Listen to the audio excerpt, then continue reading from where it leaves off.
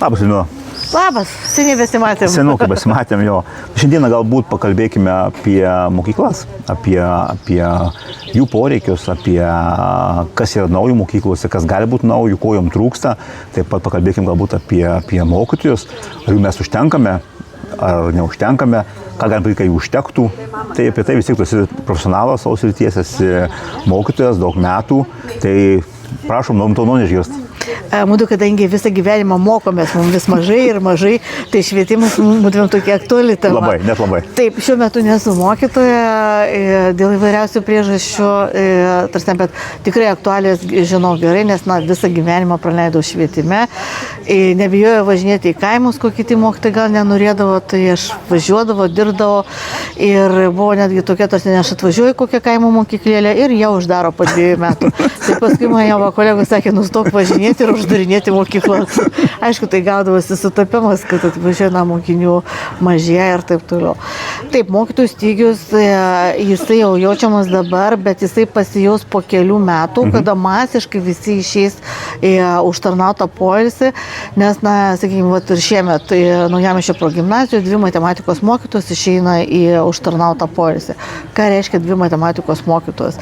Nes dar socialinių dalykų mokytojus lengviau yra rasti, nes studijos lengvesnės, o gamtos mokslo, tokių kaip fizika, kaip informacinės technologijos ir matematikos mokslo, jie yra sunkus ir jų tikrai tų jaunų specialistų sunkiai mes galim, jų mažai ruošia ir kad turime dalinti su kitais rajonais. Tam, kad galėtume pritraukti, vėlgi, vieną atlyginimo neužtenka. Jeigu, sakykime, verslas gali mokėti priedą, tai mokyklo atlyginimas yra paskaičiuojamas pagal koeficientus ir mokykla neturi teisę skirti priedą kažkokią, labai trūksta fizikos mokytojų, ne? Bet mokykla negali jo prisiviliuoti, gali pasimti jau geriau mokytoją be atlyginimo su aukštuoju išsilavinimu ir visiškai ne tos srities, bet negali mokėti fizikui priedą. Kodėl negali mokėti?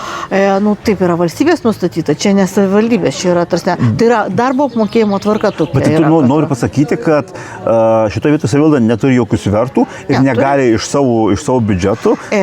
Taip gali, kiti rajonai taip ir daro, kad trūkstamiems specialistam, kad gali pridėti priedą ir tam, kad turėti kokybišką ugdymą, turėti profesionalų fizikos mokytoją, čia kaip pavyzdį jau, ir jis gaudamas priedą, tai galbūt jis važinės ir per kelias mokyklas.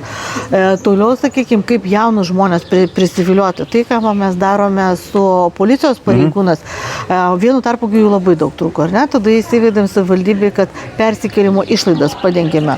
Ir pareigūnų trūksta, bet ne tiek drastiškai, kiek trūko prieš porą metų. Tai lygiai tą patį galėtų daryti ir mokytojams, ir kitom trūkstamom specialybėm. Čia tu gar atsimeni, taučių taryboje mes daug diskutavome dėl šitų lėšų skyrimo ir kas liečia policiją, tai policija kaip būtų, tai yra valstybės užtikrinama funkcija. Medikai ir socialiniai darbuotojai, švietimo įstaigų darbuotojai, pedagogai, tai jie yra savivaldybės problema, savivaldybės rūpestis iš esmės. Tai aš dabar nesuprantu, kodėl buvo nuėtas tas kelias. Tas kelias nuėta buvo į policijos pareigūnus, vieną profesiją, kai gretimai trūksta visų kitų profesijų. Ir patys mes juk siūlėme, kad darykime bendrą, bet sakė taip, mes ruošime, praėjo metai viršaus ar 2 ir niekas neparuošta. Tai mano įsitikinimu šitas būdas, kada trūksta tau X profesijos profesionalų, tu kompensuoji jam 10 ar 500 eurų, sumoki vienkartinę, ar ten kažkokią ilgesnę paramą duodi kelių metų. Arba kompensuoji būsto nuomą, statai kotedžus ir suteiki jauniems specialistams. Taip, tų būdų yra įvairiausių. Čia tik vėlgi ir nereikia šadinėti dviračių, užtenka pasidomėti, kaip vyksta gretimuose rajonuose, o tas vyksta. O tai, kad pradėjom nuo policijos pareigūnų, pas mus savivaldybė tokia įdara, kad mes gesinam gaisrus. Jeigu jau dega ir kažkas trūksta, tai jau gesinam. Bet pas mus nėra prevencijos, nėra strateginio planavimo, nėra matymų į priekį. Tai tam pačiam švietime, kiek buvo mokyklų, atrenovuojam, paskui uždarom. Tai yra, vėlgi yra ir neūkiškumas, ir nėra to strateginio matymo į priekį, kas bus žodžiu. O švietime ypatingai reikia planuoti, nes tai priklauso labai tiesiogiai nuo gimstamumo. ir nuo imigracijos. Ne?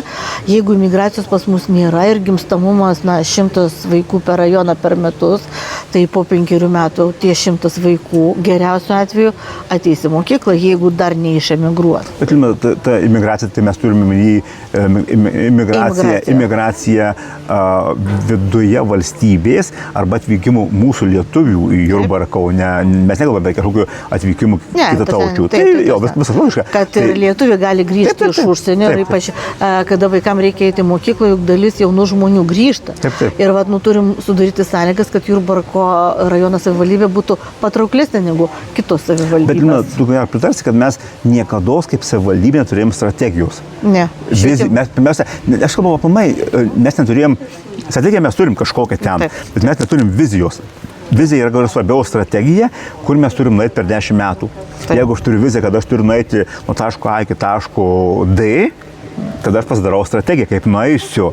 Bet jeigu aš neturiu vizijos, kur aš turiu nueiti, tai gal man strategija pasibaigs tai A su pliusu. Taip, nes, vėlgi, pačiu pas mūsų strategija yra, mes ir turizmo kraštas, mes ir gamyklas vystome, tai negalima, mes turime apsispręsti, ar mes tarsi neorientuojamės į turizmą, tai tada, gamyklos, ypač tos, kur teršia, kaip ir negalėtų būti. Jeigu mes orientuojamės į gamyklas, aukštos pridėtinės vertės, ten ar žemesnės pridėtinės vertės, tai tada, turizmą vėl turim segmentuoti, o mes dabar suplakam, tai viską vėl. Liudmila, visi gerai, tos įtyrėsi profas, kaip to manimų dabartinė situacija pačių mokyklų, atnaujinimas, renovacija, pritaikymas šiuolaikiškam ugdymui, technologijos proveržis, ar pas mus viskas tvarkoje, ar mes dar kažko tai atsiliekame, ar mes tiesiog galim tai jau, okay, čia mes turim jau pasidarę, žiūrim į kitą vietą. Tarsi technologiškai, vėlgi, kada buvo pandemija ir buvo nuotolinis ugdymas, tai technologiškai iš tikrųjų mokyklos buvo pakankamai aprūpintos tiek kompiuteriais, tiek planšetėmis, tiek kita technologinė įranga. Ir, sakykime, ta IT bazė yra geresnė negu, sakykime, savivaldybės administracijoje. Dabar ką tik pasibaigė 1000-mečio mokyklų projektas, kuris daugiau buvo skirtas ir įtraukiajam ugdymui, ir ten kūrybiškumui, lyderystėje ugdyti.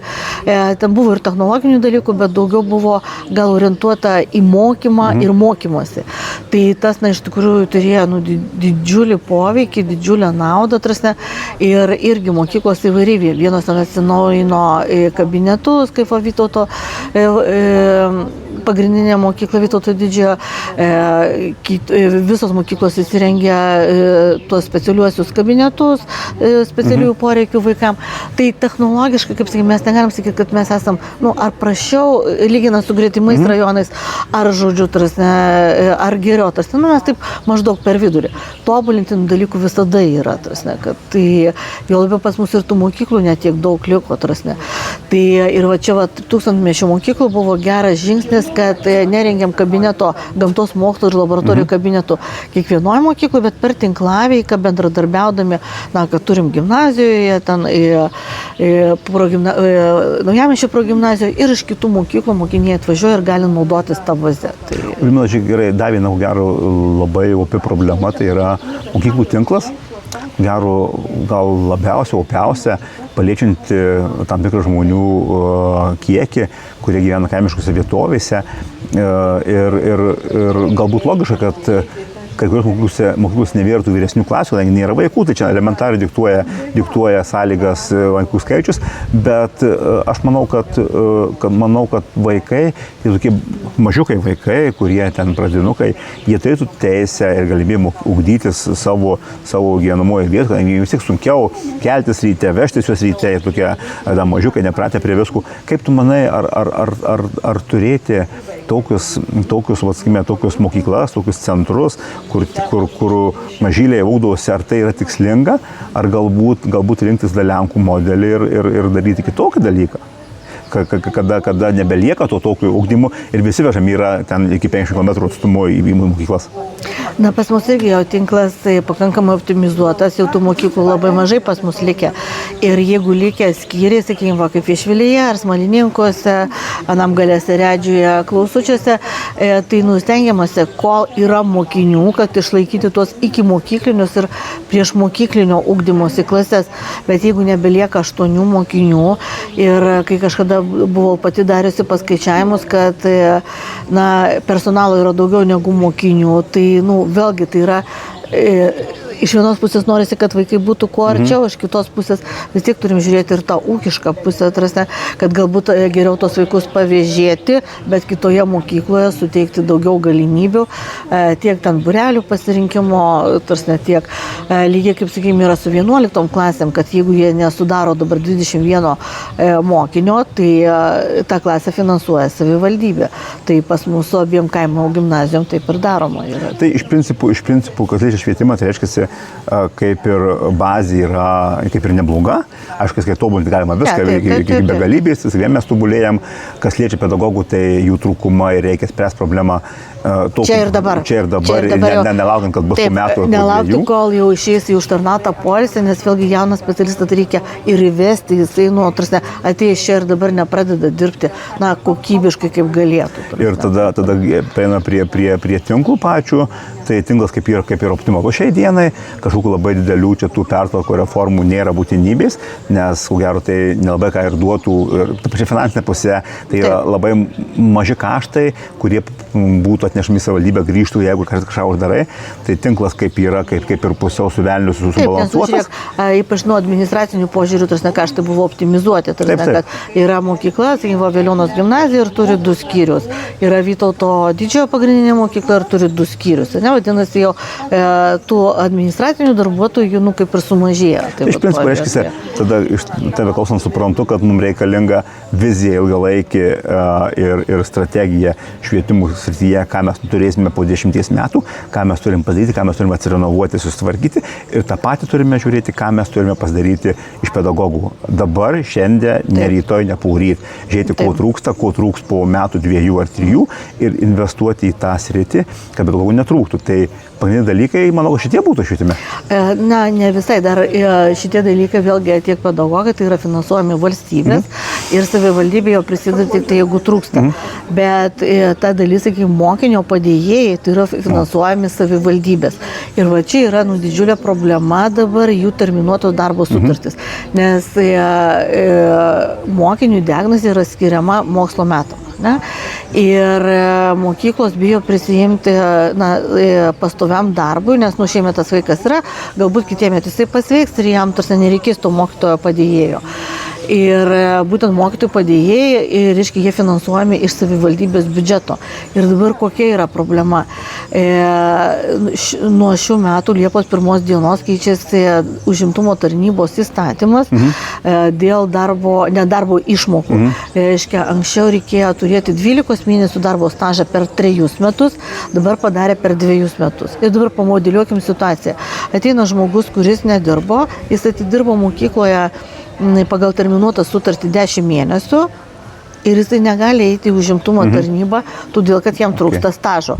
Vadinasi, jis 2 mėnesius taip kaba tarp oro ir dangaus, kitiemet jį vėl priėmė tai terminuočiai sutarčiai ir jisai tuos metus atidirbo. Tai žmonėm yra toksai kaip ir neužtikrintumas, todėl paskutinėme birželio mėnesio posėdėje klausiau, kad savivaldybės administracija paskaičiuotų kaštus, kiek tai kainuotų, bet tas vienas papildomos mėnuo, kas sudaro skirtumo tarp terminuotos sutarties ir neterminuotas, nes, 1 mėnesį žmonės vis tiek juk atostogauja. Tai tada vėlgi tai yra mūsų rajono žmonės, ir jie būtų ir užtikrinti, nes tą mėnesį, kai tu nedirbi, tai tu nei socialiai esi draustas, nei tau darbo stažas eina, tai tokie dalykai. Ir tada, ką tie žmonės veiktų, tai vėlgi dabar mokytojų padėjėjams užtenka vidurinio išsilavinimo. Ir jie dažniausiai neturi jokių specialių žinių, neturi profesinių žinių, kaip su vaikais elgtis, o tų poreikių yra visokiausių. Tai tada skirti jų ugdymui, jų savišvietai tą mėnesį, kad jie galėtų irgi suteikti kuo kokybiškesnės paslaugas. Šitą situaciją, kaip padėjėjus, tai tam pačiam žmogui, tai jam net nėra nėra garantijos, kad jisai dirbs. Taip, Jisai gali tiesiog, atidirbo, aš jau dirbu kitur ir nebegrįžtu, kaip ir valstybė vis tiek investuotų į kažkokį kapitalą ir nori gauti gražą, kaip būtų, tai yra vaikų priežiūra, ta graža būtų ir valstybė įsako, tu dirbai, eklauk, žinai. Taip, ir vaikams ypatingai, nes turi poreikių, tie vaikai vienais metais pripranta prie vieno, paskui jam pasikeičia, ar ne? Tarsi, kad, tai šitoje vietoje, manau, savivaldybė tikrai galėtų rasti lėšų ir mokinių labui, ir tų pačių dirbančiųjų žmonių labui, kad... Juo labiau, kad ministerija tą ragina daryti. Taip, ministerija vėlgi, jie lengva paraginti, kai tai darom, mes raginam, bet jūs darot savo lėšomis. Bet šitą vietoje aš ministerijai pritarčiau, žinai, kaip tai yra mokykla mūsų, žmonės yra mūsų ir negalima tiesiog taip nusigręžti. Tu paimi žmogų, jį panaudoji kaip daiktą ir numetėjai. Tai yra žmogus, tai jisai dažnaus, kai aš dirbu pastoviai, aš lavinusi, ugdau, baigiu mokslus, galbūt kažkoks kitoks. Taip, tas net jeigu ten ir specialiai ir galėtų čia irgi didesnis bendradarbiavimas būti su Smalininkų verslo technologijos mokykla, kad gautų kažkokių tų bazinių žinių. Ir dar grįžtant prie, ką savivaldybė, tai yra, sakykim, visi aptarnaujantis personalas, tai jau yra savivaldybės rūpestis, ar ne? Ir mes irgi apie sargus, apie kiemsargius kalbam, irgi 10-metį, ar ne?